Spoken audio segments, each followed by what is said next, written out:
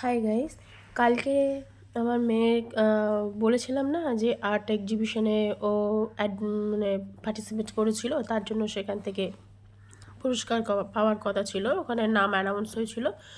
সেখান থেকে আমরা রেডি হয়ে দেখুন বেরিয়ে যাওয়ার সময় কেমন বাদরামি, দেওয়ালের রেলিং ধরে ঝোলাঝুলি করছে। কিছু বলার নেই এদেরকে। কাদের বাড়িতে এরকম এক পিস করে থাকে, তাদের যে কি হয় সেটা তারা জানে। যাই হোক, আমি মা আর আমার মেয়ে আমরা বেরিয়ে গেলাম।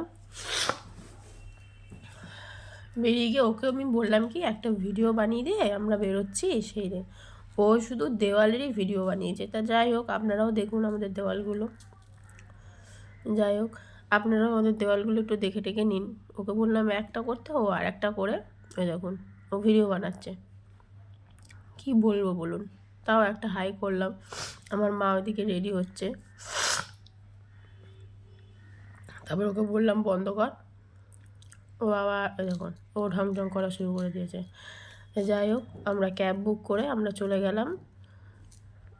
আমরা চলে গেছিলাম, প্রোগ্রামটা হওয়ার ছিল হচ্ছে ইউনিভার্সিটি সিটি, ওই যে তোমার নিউ টাউন কারিগর ভবনের ঠিক অপোজিটে যেই নিউ ইউনিভার্সিটি আছে, সেইখানে 10th ফ্লোরে নবরূপে দশভূজা এইটার উপর ওর এক্সিবিশনটা ছিল, মানে আঁকা প্রতিযোগিতা ছিল। তো গ্রুপ এ থেকে আমাদের এখান থেকে সুখদেব স্যার ওকে পাঠিয়েছিলেন। তো যাই হোক, আমরা এখানে পৌঁছে গেছি।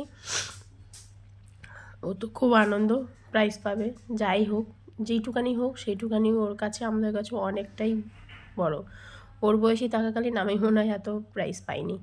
যাই হোক, ও আপনার আশীর্বাদ করুন ও যেন আরও বড় হতে পারে। আর এই যে আমরা সে জায়গাটা ঘুরে দেখাচ্ছিলাম, হাতে সময় ছিল বলে, তা আমরা ঘুরে যেতে, এইটা কিন্তু নয়, বাট তাও আমরা ওখান থেকে একটু ঘুরে এসেছি। ও তো আনন্দ করতে তো ভাবছে মানে ওইখানেই হচ্ছে প্রোগ্রামটা, কিন্তু ওখানে প্রোগ্রামটা হচ্ছে না। প্রোগ্রামটা হচ্ছিলো ইউনিয়ন হলে, তোমার 10th ফ্লোরে।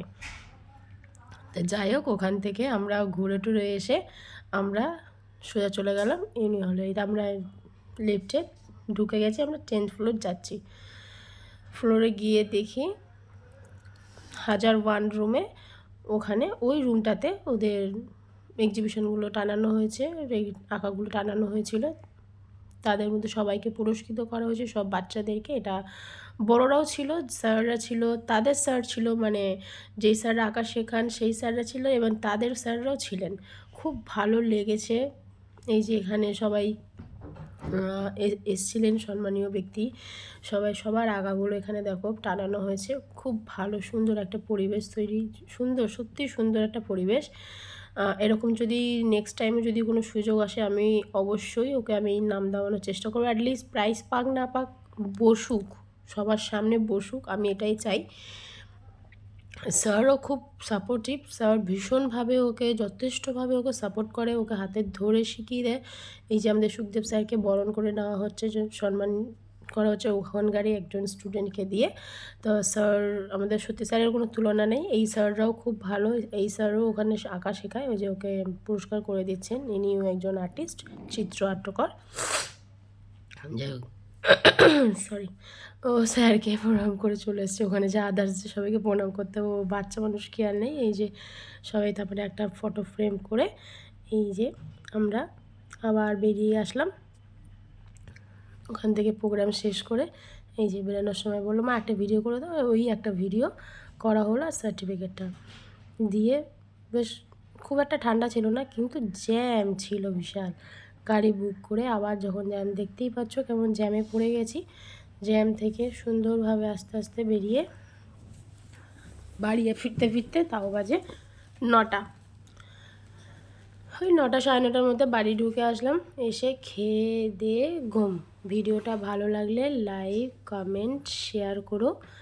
আর হচ্ছে ওকে আশীর্বাদ করো, ও যেন এই আঁকাটা নিয়ে অনেকটা দূর এগিয়ে যেতে পারে। ওকে পড়াশোনাটা, আঁকাটা নিয়ে যেন অনেকটা দূর যেন এগিয়ে যেতে পারে। ওকে আশীর্বাদ করবেন। ভালো লাগলে লাইক করবেন, কমেন্ট করবেন, শেয়ার করবেন। দেখার জন্য ধন্যবাদ।